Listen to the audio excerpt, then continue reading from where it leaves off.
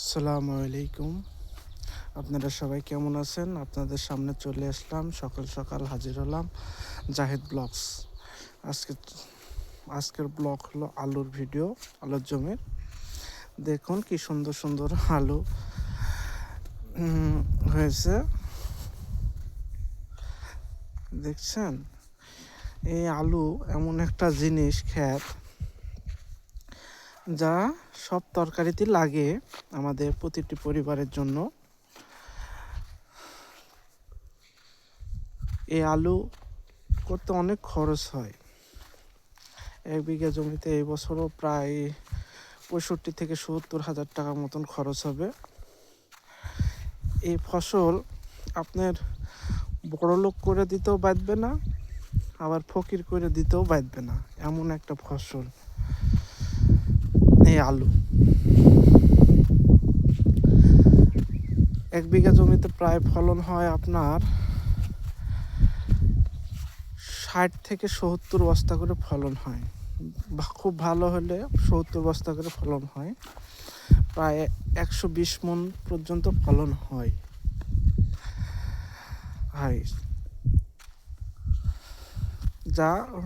যাই হোক, অবশেষে খুব সুন্দর আলু। এই আলুর বয়স 1-1.5 মাস হয়েছে। দেখেন কি সুন্দর।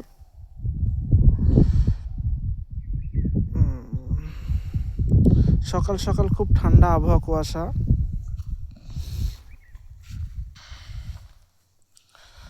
হাতে খুব ঠান্ডা, হাতে ঠিসঠিসে লেগে গেছে ভিডিও করতে লেগে।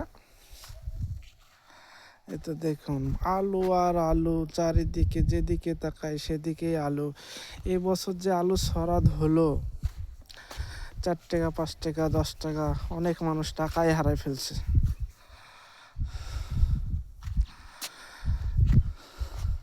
আর আসুন আপনাদেরকে আমার রসুন করেছি একটু।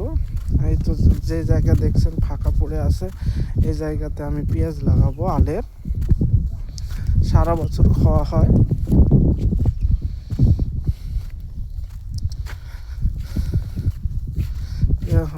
কে পানি ঢোকা দিয়েছে? আচ্ছা যাই হোক, ঢোকাই তো দিয়েছে জায়গাটা।